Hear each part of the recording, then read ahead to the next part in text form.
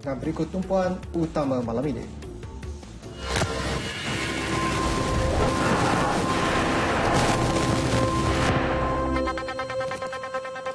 ASEAN perkukuh komitmen perangi jenayah rentas sempadan.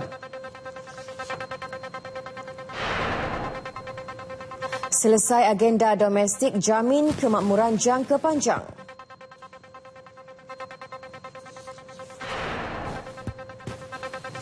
Bendera Palestin belum kali berkibar di pejabat tinggi New York.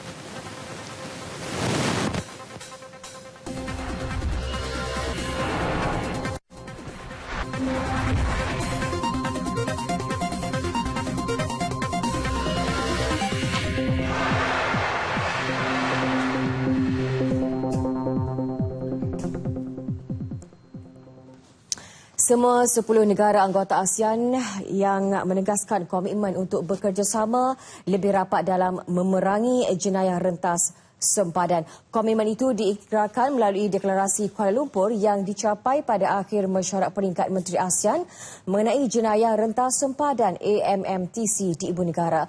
Mesyuarat turut mengambil maklum mengenai kemunculan bentuk baru jenayah rentas sempadan seperti yang dilaporkan Pejabat Pertubuhan Bangsa Bersatu mengenai dadah dan jenayah, termasuk isu-isu yang berhubung kait atau pergerakan luar aturan manusia. Antara langkah yang diambil melalui deklarasi Kuala Lumpur ialah sidang AMMTC diadakan setiap tahun bagi perundingan berterusan berikutan perkembangan dan evolusi isu terbabit yang sangat pantas. Mereka juga mengesahkan penyeludupan hidupan liar dan balak serta pemerdagangan manusia sebagai bidang baru jenayah rentas sempadan. Mesyuarat juga menyokong kerja ke arah meningkatkan perjanjian bantuan perundangan bersama MLAT dalam perkara jenayah serta sokongan terhadap tugas Mesyuarat Menteri Undang-Undang ASEAN bagi meluaskan kerjasama mengenai isu ekstradisi. Peranan utama ASEAN dan kepentingan serantau dalam rangka kerja dan mekanisme serantau serta meluaskan ruang tanggungjawab apabila terdapat keperluan juga dipersetujui. ASEAN juga akan menggalakkan penerimaan instrumen perundangan antarabangsa sedia ada dalam memerangi jenayah rentas sempadan. Ia juga menggalakkan pelaksanaan secara berkesan peruntukan berkaitan mengenai jenayah rentas sempadan seperti yang dikenal pasti dalam pasca Majlis Keselamatan Politik ASEAN 2015. Mereka juga mengukuhkan kapasiti sistem keadilan jenayah termasuk hakim, pendakwa raya dan para pegawai penguatkuasa dalam lingkungan ASEAN dan dengan pertubuhan antarabangsa dan serantau berkaitan. Turut tersenarai dalam deklarasi ialah kesediaan semua negara anggota bekerjasama dan melaksana maklumat berkesan dengan pemegang kepentingan berkaitan termasuk sektor swasta, media dan masyarakat sivil.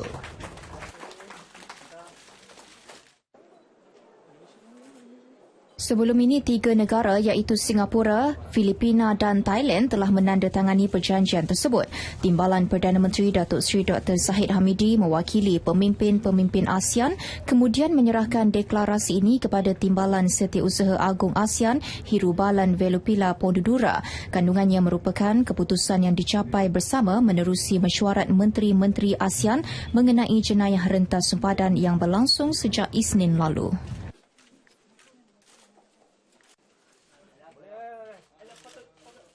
Selepas selesai sesi memeterai deklarasi Kuala Lumpur memerangi jenayah rentas sempadan, Datuk Seri Dr. Ahmad Zahid Hamidi menandatangani Memorandum Persefahaman MOU untuk kerjasama dalam memerangi jenayah rentas sempadan antara Malaysia dan Vietnam. Vietnam diwakili Menteri Keselamatan Awam Tran Dai Quang. Kedua-duanya merupakan negara ASEAN yang pertama mendahului negara-negara dalam menandatangani perjanjian ini. Malaysia akan mengutamakan penyelesaian agenda domestiknya terutama keseimbangan taburan ekonomi yang sekata dalam kalangan rakyat serta menghapuskan isu etnik yang mengawal kestabilan negara. Usaha itu penting bagi memastikan kemakmuran ekonomi untuk jangka masa panjang. Menurut Perdana Menteri Datuk Seri Najib Tun Razak, walaupun ia akan mengambil masa yang lama, agenda itu jika tercapai akan menjadikan Malaysia sebuah negara yang berbeza dalam lanskap ekonomi dunia.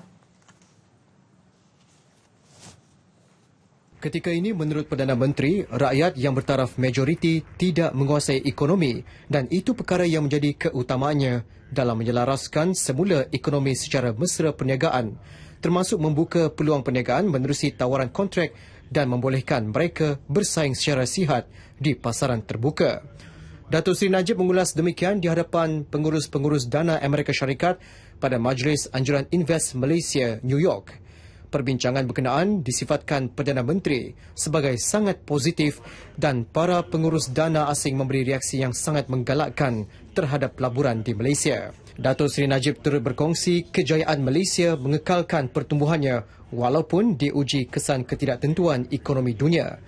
Malah Malaysia katanya berjaya melepasi cabaran berkenaan lebih baik daripada ketika mengalami krisis kewangan pada 1997-1998. So we are confident that we can weather the storm and make some of the necessary tweakings.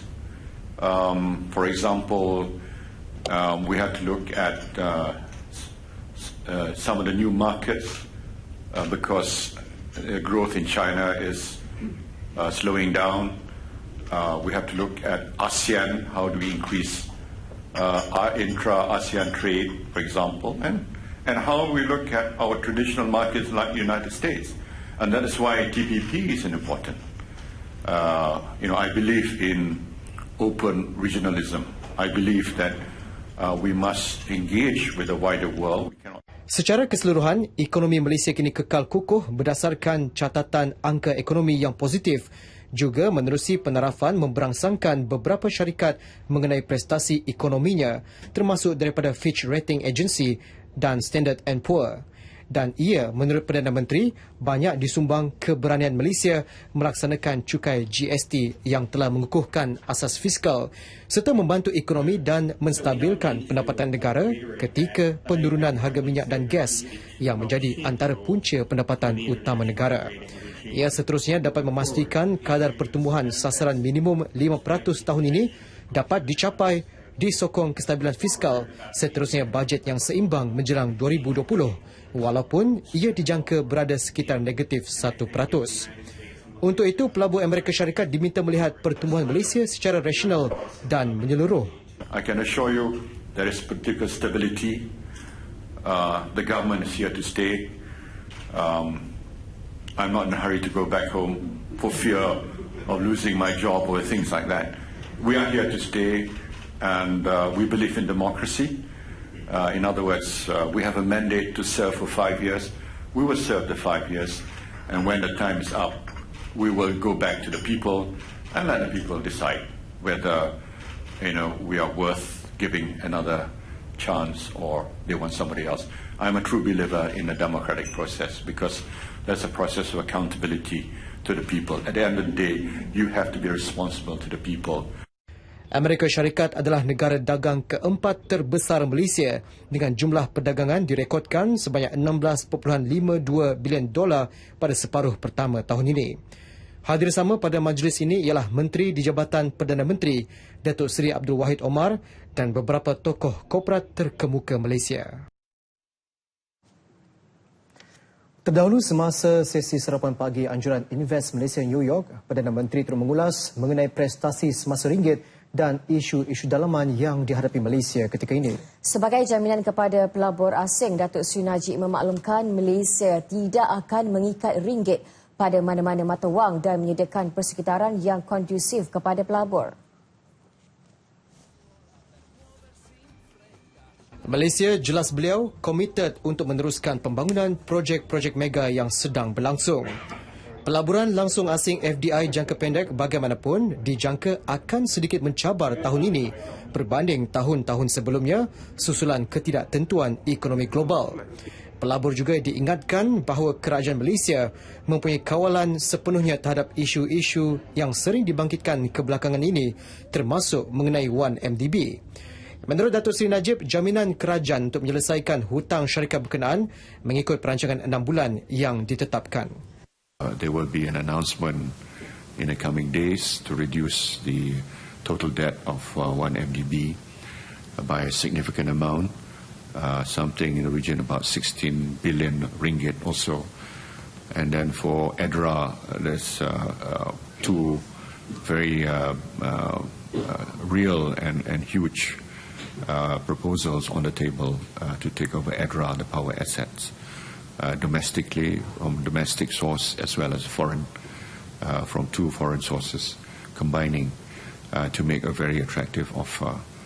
If there are concerns about governance and so forth, we're going through the process to ensure that if there are wrongdoings, it will be dealt with. FDI Malaysia bagi separuh pertama tahun lalu pada $5.91 bilion berbanding tahun sebelumnya, terutama dari Jepun, Amerika Syarikat dan United Kingdom. Bagi Amerika Syarikat sahaja, jumlah pelaburan $0.6 bilion bagi separuh pertama tahun ini sahaja telah melepasi catatan tahun lalu, kebanyakannya bagi sektor pembuatan. Hear the Prime Minister talk about the importance of strengthening relationships between Malaysia and the United States and the business climate in Malaysia, which we find to be excellent, and so it was a pleasure to be here. Well, I think it was a very encouraging message. I think we're close to a TPP agreement. Obviously, the Prime Minister places great importance on achieving a high standard quality agreement, as do we. There are meetings going on now in Atlanta. Minister Mustafa and his counterparts are there conferring for the next several days. So I think we're optimistic that we can reach an agreement. But there is still there are a number of very difficult issues that we have to work through. It won't be easy. Sementara itu, mengulas kejayaan Malaysia maju 2 tempat dan berada di tangga ke-18 senarai ekonomi paling berdaya saing di dunia. Perdana Menteri berkata ia mencerminkan asas ekonomi negara yang kukuh. Kenyataan itu dikeluarkan Datuk Seri Najib menerusi laman Facebook dan Twitter beliau. Beliau yang mengalu-alukan ranking tersebut bagaimanapun menasihatkan semua pihak agar tidak leka. Malaysia katanya perlu terus fokus melaksanakan dasar transformasi dan inovasi agar ekonomi negara lebih berdaya saing dan kukuh. 30 September setiap tahun selepas ini akan diingati sebagai tarikh ulang tahun bagi Palestin apabila bendera negara itu dikibarkan buat pertama kali sebaris negara anggota PBB di New York. Berucap pada majlis bersejarah itu, Presiden Palestin Mahmud Abbas menegaskan Palestin berhak mendapat keahlian penuh PBB. Upacara menaikkan bendera Palestin berlangsung pada 1:16 tengah hari di Rose Garden PBB sebaris dengan 193 bendera negara lain. Turut hadir Setiausaha Agung PBB, Ban Ki-moon. Bagi beliau, ia mencerminkan komitmen pihak berkuasa Palestin untuk memperjuangkan impian rakyat Palestin selama ini untuk mempunyai negara mereka sendiri. Ia juga melambangkan komitmen berterusan PBB untuk menyokong aspirasi rakyat Palestin. Let us continue to work together to realize the aspirations that this flag carries. Israel and Palestine living side by side in peace and security. Sementara itu, Presiden Mahmud Abbas berterima kasih kepada semua negara dan pertubuhan antarabangsa yang menyokong bendera Palestin dikibarkan di PBB. Tegas beliau, Palestin yang sudah sekian lama menjadi negara pemerhati di PBB berhak untuk mendapat pengiktirafan sebagai negara berdaulat, sekaligus menjadi anggota penuh PBB. Beliau terus menjelaskan Palestin tidak lagi terikat kepada perjanjian dengan Israel kerana rejim Zionis itu mencabul perjanjian Oslo dan perjanjian lain. Justru Abbas merayu negara yang masih belum mengiktiraf negara Palestin supaya melakukannya. Perhimpunan Agung pada 10 September lalu meluluskan resolusi untuk mengibarkan bendera Palestin dengan 119 menyokong, 45 berkecuali dan 8 menentang.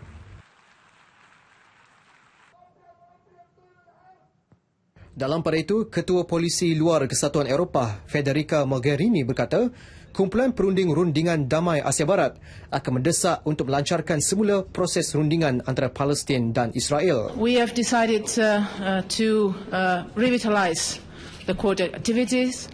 As you might know, our envoys to the quartet have been working together very hard in these last months They've been visiting together a certain number of regional key actors, in particular Jordan, Egypt, Saudi Arabia, as a way of involving them in a common effort to restart the engine of the peace process and focus on what is probably the most viable, maybe the only viable way today, which is focus on concrete steps on the ground and in particular on encouraging the parties to start implementing the already signed agreements. We believe this can be a very important step in the right direction to preserve the opportunity to have two states and start rebuilding trust and confidence both in Israel and in Palestine, in the other party and in the process itself. Beliau menjelaskannya kepada media selepas bertemu Setiausaha Negara Amerika Syarikat John Kerry, Menteri Luar Rusia Sergei Lavrov dan Timbalan Setiausaha Agung PBB Jan Eliasson yang bersama-sama Kesatuan Eropah dalam membentuk kumpulan rundingan. Sebagai ahli tidak tetap PBB, Malaysia menurut Menteri Luar Datuk Seri Anifah Aman menuntut komuniti antarabangsa supaya tidak berat sebelah dalam menangani isu keganasan di Asia Barat itu. Mereka digesa bersedia melihat punca dan penyebab isu berkenaan secara lebih kritikal dan terbuka dengan niat untuk menamatkan penderitaan ketidakadilan yang dihadapi rakyat negara yang tertindas.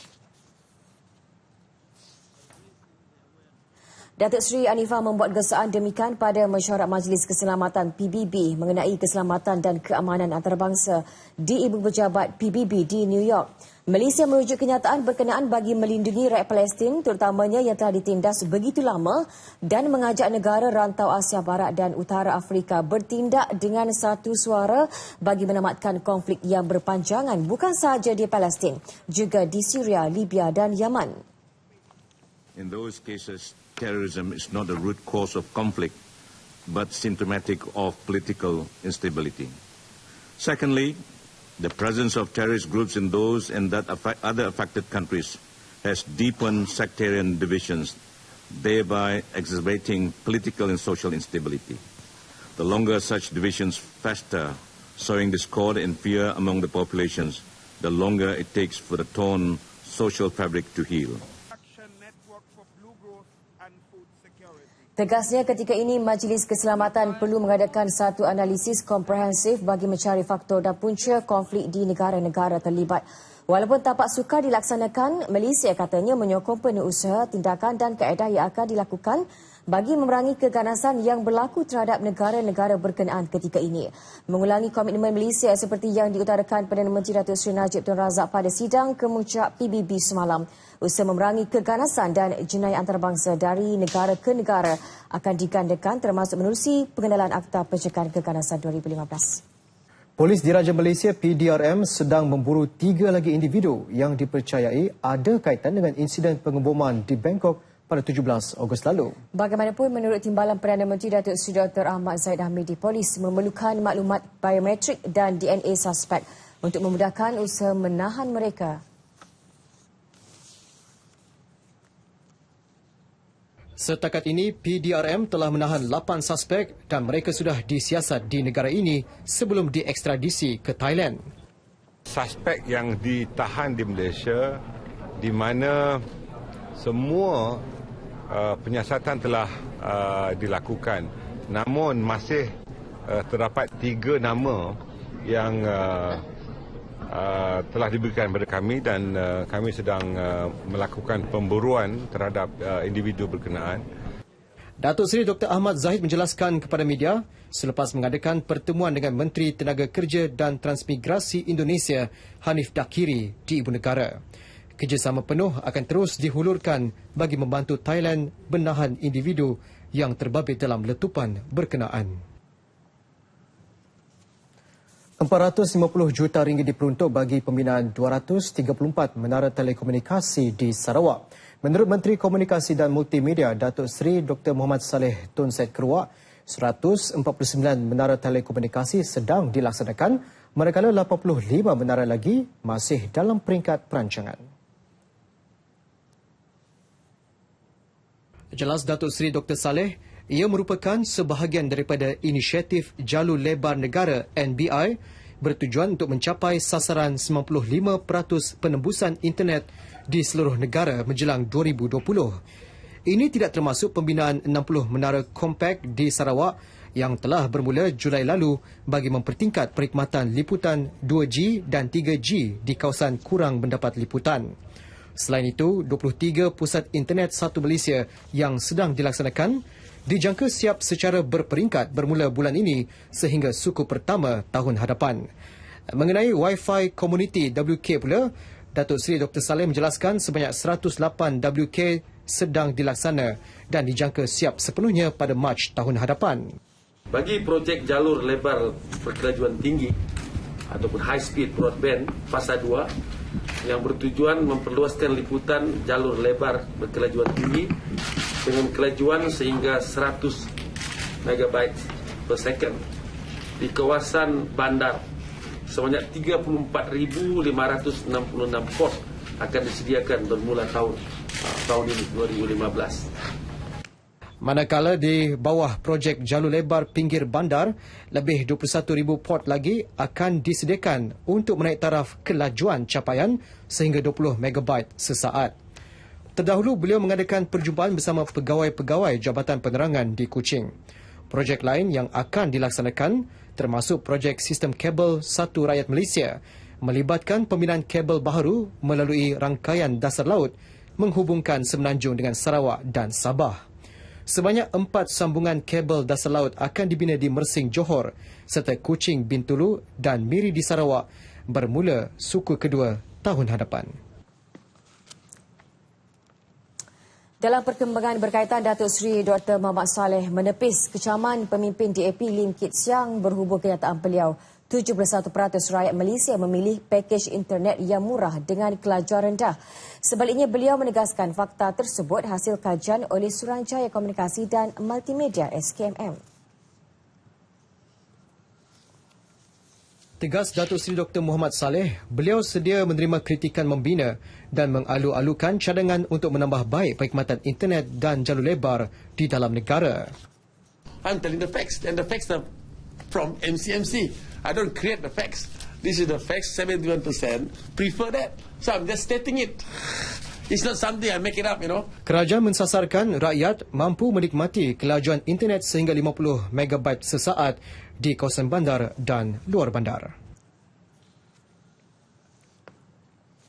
Baik, saudara, Kementerian Komunikasi dan Multimedia akan menubuhkan Pusat Serantau Digital Memerangi Mesej Melalui Komunikasi bertujuan membantras kegiatan kumpulan militan IS yang menyebarkan fahaman mereka menerusi internet. Timbalan Menterinya Datuk Jalani Johari menjelaskan langkah pertama ialah dengan mengadakan perbincangan dengan kementerian berkaitan di semua negara serantau.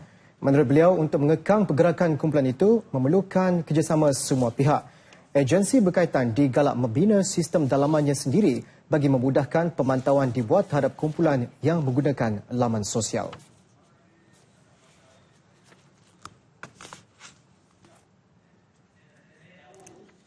Kita akan duduk bersama dengan pihak-pihak yang berkaitan untuk sama-sama mengkaji, mendalami bagaimana perkara ini dapat dilaksanakan.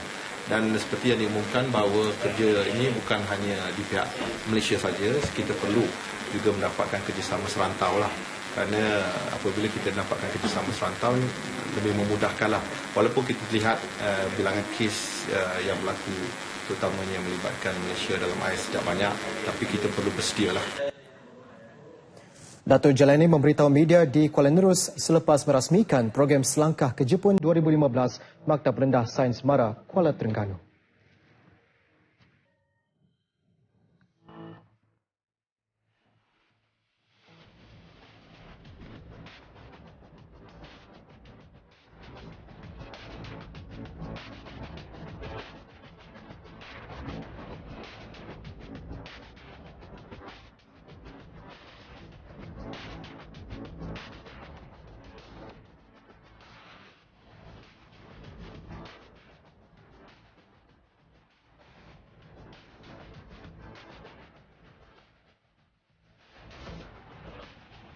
Sehingga semalam, Jabatan Kesihatan Kedah memaklumkan menerima laporan 48 kes gigitan anjing.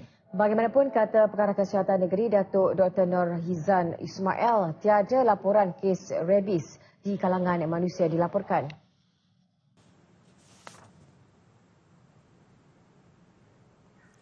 Jelas beliau, daripada 48 kes gigitan anjing, hanya 2 kes iaitu pasangan suami isteri dari daerah Kota Star yang digigit anjing belaan mereka. Anjing berkenaan juga disahkan positif rabies.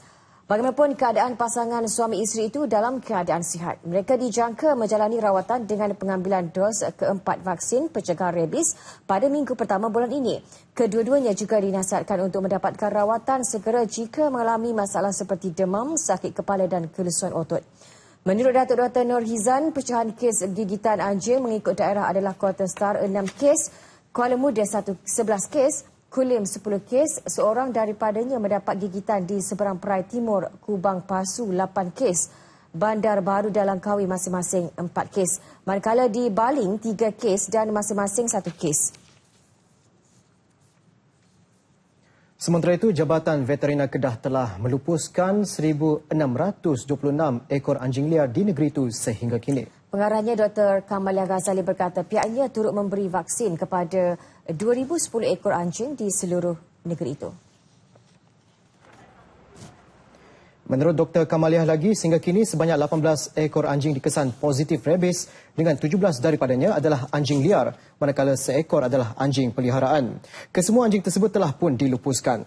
Langkah berkenaan diambil susulan Kementerian Pertanian dan Industri Asas Tani mengisytiharkan Kedah, Perlis dan Pulau Pinang sebagai negeri dilanda pendularan penyakit anjing gila baru-baru ini.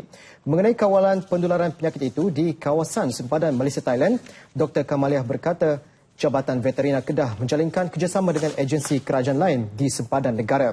Minggu lepas, Pengerusi Jawatan Kuasa Kerajaan Tempatan, Bekalan Air, Sumber Air dan Tenaga, Badan-Badan Bukan Kerajaan Kedah, Datuk Badrul Hisham Hashim berkata, kerajaan negeri sedang menimbang untuk meminta kerjasama Thailand membendung kemasukan anjing liar daripada negara itu menerusi sempadan bersama negara.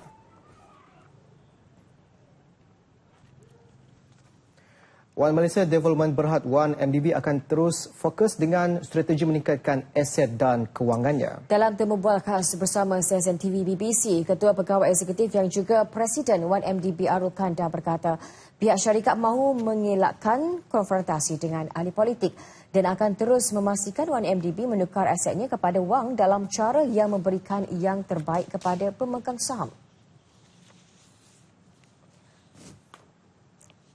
Dalam temu bual khas bersama BBC itu juga, Arul Kanda sekali lagi menafikan dakwaan penyaluran kewangan ke akaun Perdana Menteri Datuk Seri Najib Tun Razak.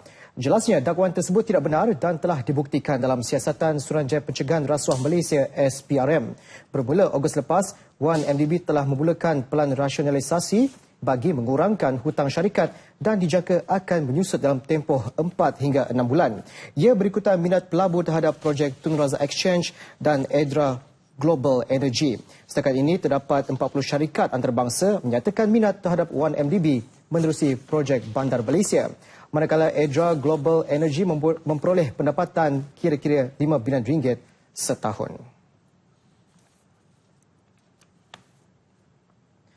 Bajet 2016 melibatkan peruntukan yang lebih besar berbanding tahun lalu kerana ia merupakan belanjawan pertama di bawah rancangan Malaysia ke-11. Menurut Menteri Kewangan kedua Datuk Seri Ahmad Husni Hanazlah, perbelanjaan bagi pembangunan akan dinaikkan manakala perbelanjaan pengurusan dikurangkan bagi mengimbangi defisit bajet.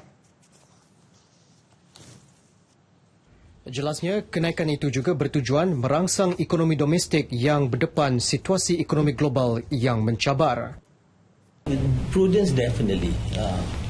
That has been the emphasis of the government.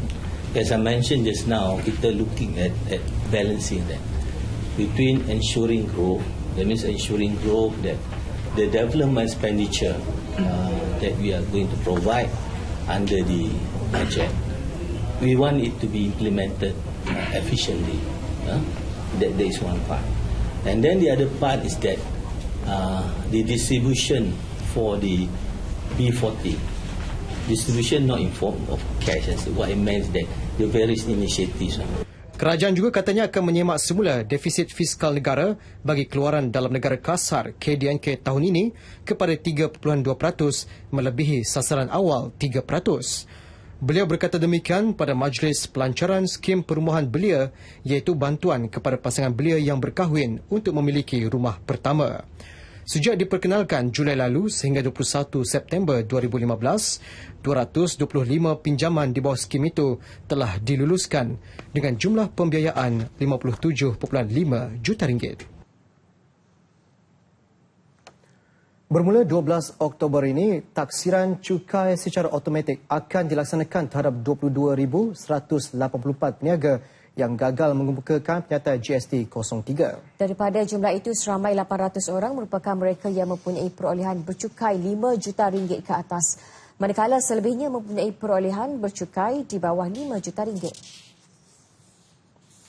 Menurut Ketua Pengarah Kastam Malaysia, Datuk Seri Khazali Ahmad, pihaknya akan menggunakan nilai perolehan bercukai tahunan semasa permohonan untuk membuat taksiran secara automatik.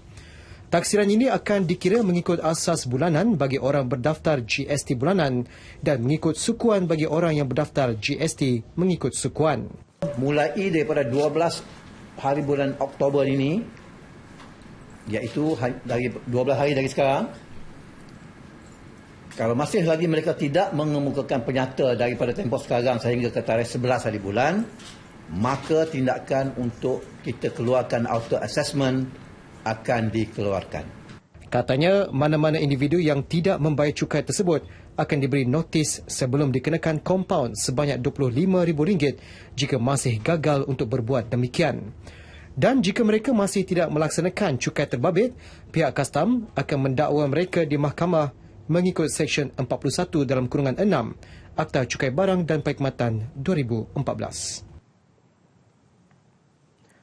Proton Holdings Berhad yang menerajui projek kereta ASEAN bakal mengeluarkan produk sulungnya dalam tempoh 20 bulan akan datang. Menteri Perdagangan Antarabangsa dan Industri 2, Datuk Seri Ong Kah Chua berkata, Proton kini sedang berunding dengan beberapa pengeluar kereta dari China termasuk Geely. According to what they told me, they need 20 months to build a plant to roll out the first car. From now. So if they are progressing, that means 20 months, we can achieve something. Menurut beliau, perkongsian ini membolehkan Malaysia memanfaatkan penyelidikan dan pembangunan yang kukuh dengan China.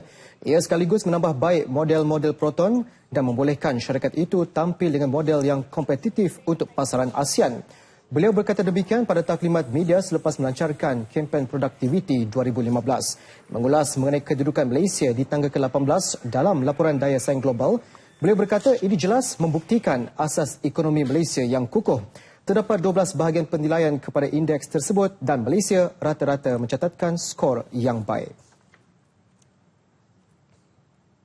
Malaysia merupakan negara pertama yang dipilih Bank Dunia untuk membuka pejabat kumpulannya di luar Amerika Syarikat. Jelas pengarah negara Bank Dunia Ulrich Zachau, pejabat ini berkhidmat sebagai hub operasi bagi memudahkan perkongsian kejayaan pembangunan Malaysia dengan negara-negara membangun yang lain.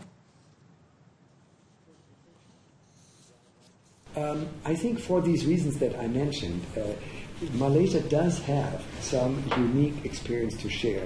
It's this combination of different experiences combined with having that strong growth because it has been a success story in terms of economic growth, in terms of raising the living standards of its people, and doing that in a broadly equitable fashion across the nation. Pejabat itu akan menjalankan penyelidikan berhubung dasar pembangunan dan kerja-kerja analisis mengenai pelbagai isu serantau dan global, termasuk penilaian perniagaan dan pelaburan iklim di seluruh negara. Negara lain boleh mempelajari kekuatan Malaysia dari segi kestabilan kewangan, pelaksanaan kewangan Islam, dasar pengurusan fiskal dan perkhidmatan awam. Malaysia dikenal pasti antara negara yang mencatat pertumbuhan purata 7% setahun sepanjang tempoh 25 tahun kebelakangan ini. Selain itu, negara juga berjaya mengurangkan jurang kemiskinan kepada hanya 1% berbanding 50% pada tahun 1960. 122 projek penyelidikan dan pembangunan R&D telah diluluskan di bawah skim Grant Penyelidikan NKEA HERBS NRGS yang dilaksanakan pelbagai institusi penyelidikan dan pengajian tinggi dalam dan luar negara. Skim itu mula diperkenal pada awal tahun 2014 bagi meningkatkan perkembangan industri herba negara dan dilaksanakan di bawah Entry Project 1 EPP1. Skim Grant Penyelidikan tersebut merangkumi 4 kluster penyelidikan iaitu penemuan, agronomi dan pengeluaran tanaman, pempiawaian dan pembangunan produk. Jelas di Timbalan Menteri Pertanian dan Industri Asas Tani, Datuk Seri Tajuddin Abdul Rahman, Grant NRGS turut ditawarkan kepada syarikat peneraju untuk menjalankan ujian praklinikal dan klinikal. Sehingga kini 14 syarikat peneraju dengan 27 jenis produk sedang dalam fasa pengujian praklinikal dan klinikal. Produk yang dihasilkan berangkumi antaranya makanan, produk perubatan, makanan kesihatan serta kosmetik. Iaitu hasil daripada R&D itu boleh mencapai matlamat perniagaan komersial. Dan saya seru kepada siapa yang tahu hal komersial? Pengusaha, usahawan, the business people. Not the researchers. So the usahawan must work together. Industri herba, kata Datuk Seri Tajuddin, menjadi tumpuan menerusi NKEA kerana ia menyumbang pulangan RM777 bilion di peringkat global pada 2006 dan ia dianggarkan meningkat 3 kali ganda pada tahun 2020. Manakala jumlah ekspor herba meliputi produk terproses meningkat daripada RM152 juta pada tahun 2010 kepada RM1.3 bilion pada tahun 2020. Datuk Seri Tajuddin bercakap dalam sidang media selepas merasmikan Pameran Perdagangan dan Persidangan Herbal Asia 2015 di Ibu Negara. Pameran selama 3 hari ini berlangsung di Pusat Pameran dan Perdagangan Matret dan turut disertai wakil antaranya dari Indonesia, Korea, India dan Australia. Turut diadakan persidangan bertajuk Ke Arah Industri Herba dan Bahan Semula yang Lestari di Abad ke-21. Selepas lebih 32 tahun terbengkalai, Pusat Beli Belah Aman Sentral atau dahulunya dikenali sebagai Plaza Tunku Yaakob di Bandaraya Alor Setar Kedah mula beroperasi hari ini. Projek melibatkan kos kira-kira RM500 juta itu dibina syarikat Bellevue Group. Pengarah urusan Bellevue Group, Datuk Sony Ho berkata Aman Sentral yang berkeluasan kasar 1.25 juta kaki persegi, pusat beli belah terbesar di Kedah dan menjadi tarikan baru pelancong terutamanya dari Perlis dan selatan Thailand. Pusat beli belah 6 tingkat dilengkapi 1,700 tempat letak kereta turut menempatkan lebih 330 premis dengan hampir 90% telah disewakan. We want to make this the destination, the venue for the so-called most of the tourism project that they do next year. That anything involve shopping, Aman Central. So we are likely to think that in the near term, Aman Central is not just a shopping mall for the residents in Kedah, but we want to turn it into a big tourist destination. Beliau bercakap kepada media selepas majlis prapelancaran pembukaan Aman Sentral di Alor Setar. Aman Sentral mampu mengukuhkan status Alor Setar sebagai sebuah bandar percutian sepanjang tahun melawat Kedah 2016. Sepak takraw GP Kebangsaan lakar kejutan apabila marah ke final. Liga Juara-Juara Eropah, Real Madrid Juventus terajui kumpulan masing-masing.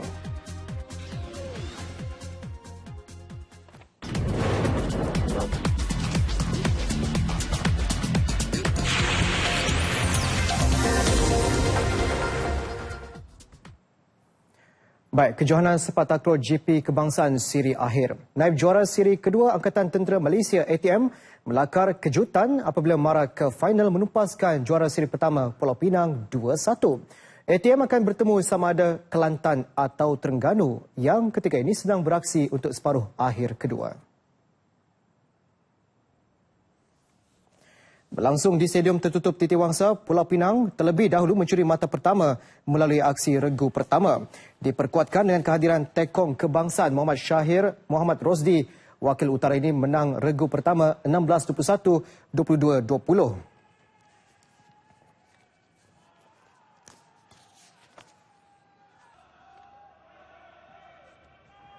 Namun keadaan ini tidak mematahkan semangat anak-anak buah Ismail Mat Saleh.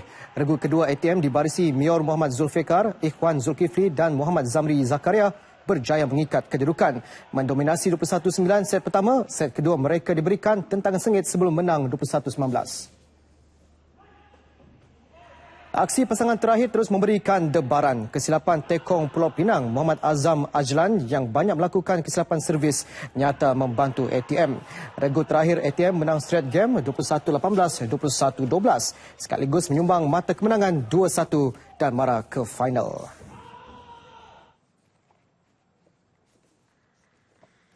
Dalam satu lagi aksi separuh akhir, dua wakil Pantai Timur berentap merebut slot ke final. Kelantan bagaimanapun lebih garang menundukkan jirannya Terengganu 2-0. Walaupun Terengganu turun dengan dua pemain berpengalaman yang bermain bersama skuad negara, ia tidak membimbangkan regu pertama Kelantan.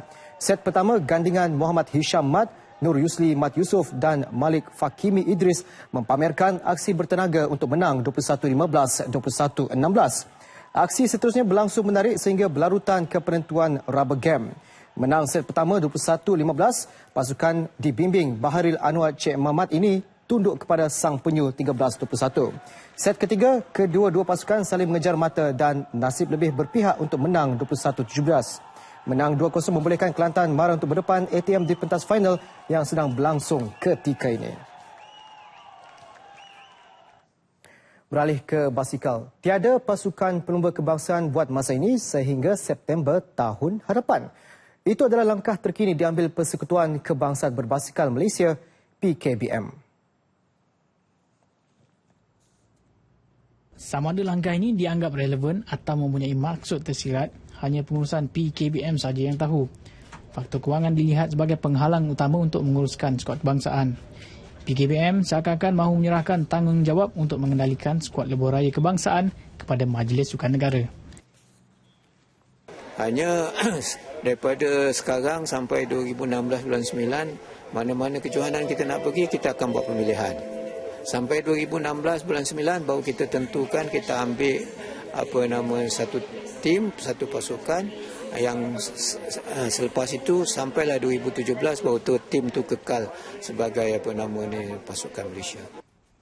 Malah pemilihan pelumba untuk mengharungi kejohanan lumba berbasikal Asia ACC di Jepun pada Januari 2016 berdasarkan pencapaian pelumba di jelajah Malaysia dan jelajah Borneo yang akan diadakan kelak. Kali terakhir skuad lebuh raya beraksi adalah pada jelajah tertua di Asia iaitu di Langkawi 2015 yang diterajui Firdaus Arsyad selaku jurulatih. Sama ada sedar atau tidak, bukan sahaja PKBM, malah semua persatuan sukan di Malaysia perlu memastikan program latihan yang mantap dalam misi memburu gelaran juara keseluruhan bagi Tamasya Sukan SEA 2017 nanti. Menteri Belia dan Sukan Khairi Jamaluddin Abu Bakar telah meletakkan sasaran untuk kontingen Malaysia muncul juara keseluruhan di Tamasya itu nanti. Itu PKBM turut mengesahkan bakal mendapatkan khidmat bekas jurulatih pasukan bertaraf benua dari Pantai Timur Terengganu Cycling Team TSG Sebastian Duclos sebagai jurulatih skuad lebuh raya negara. Perbincangan kini di fasa terakhir dan hanya menanti pengesahan daripada Majlis Sukan Negara. Majlis Sukan Negara bersetuju untuk memanggil Sebastian untuk bukan kata temu duka, tanyakan mungkin apa syarat-syarat yang diperlukan oleh Sebastian lah. Tapi kita dah maklumkan dia punya gaji dia, apa yang lain, penginapan untuk rumah apa semua. So pada dasarnya perkara itu dah dibincangkan dalam mesyuarat yang pertama gitu. 3 calon di senarai pendek PKBM telah pun dihantar kepada Majlis Sukan Negara untuk pemilihan fasa akhir. 2 daripadanya merupakan calon tempatan termasuk jurulatih skuad pelapis Terengganu, Syed Muhammad Husaini, Syed Mazlan. Tenis terbuka Malaysia. Ivo Karlovic dari Croatia terlebih dahulu menempah slot ke suku akhir selepas menewaskan pemain bukan pilihan Nicholas Basilashvili dari Georgia. Walau bagaimanapun, Karlovic pilihan ketiga dikerah bermain sehingga ke penentuan sebelum menang 7-5, 4-6, 6-3. Seawal permainan, Karlovic dipaksa bekerja keras apabila sering berbalas mata dengan pemain dari Georgia itu. Permainan diheret sehingga ke tie break sebelum Karlovic menang set pertama 7-5. Walau bagaimanapun, Karlovic dipaksa bekerja keras pada set kedua, gagal menahan permainan bijak Basilashvili sehingga terpaksa akur dengan kekalahan 4-6. Pada set penentuan, Karlovic yang hadir sebagai pemain wildcard kembali bangkit untuk mencatat kemenangan 6-3 dalam tempoh masa keseluruhan 1 jam 46 minit.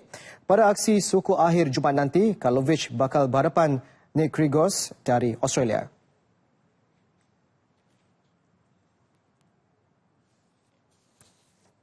It was a difficult match, because after US Open, it's my first match back, so it was difficult, obviously, but I'm really happy that I won.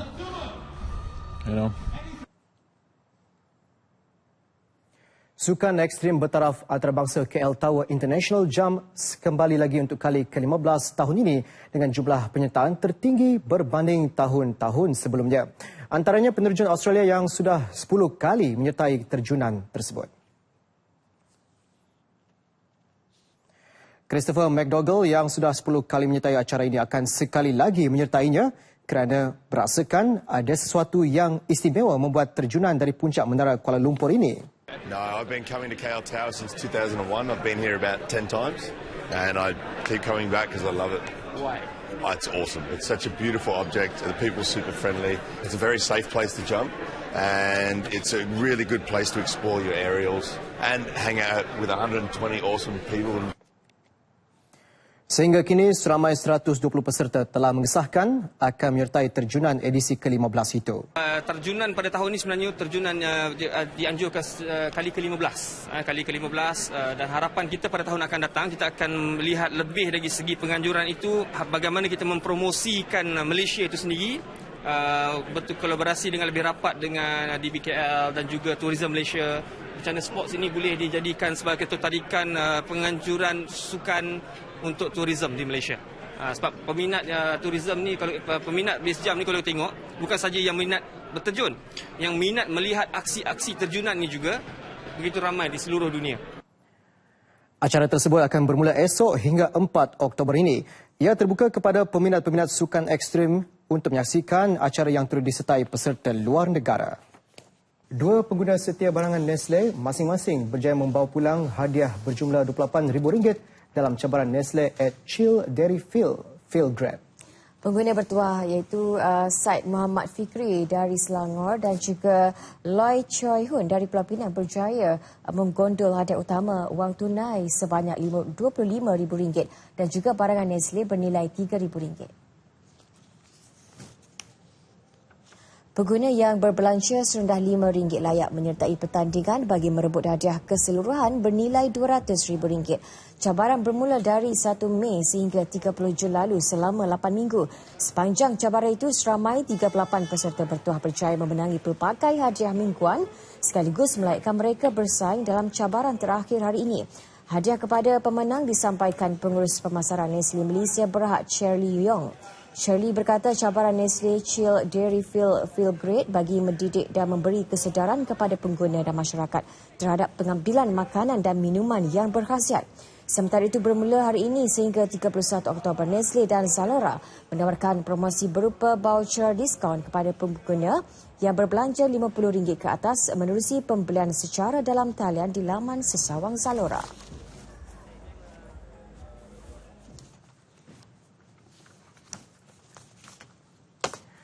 Baik, paparan itu menutup Nasional 8 edisi 1 Oktober. Ikuti Best 5-10 bersama dengan Zaira Sri Zakaria selepas ini. Dengan itu, Assalamualaikum. Dan salam sehati sejiwa.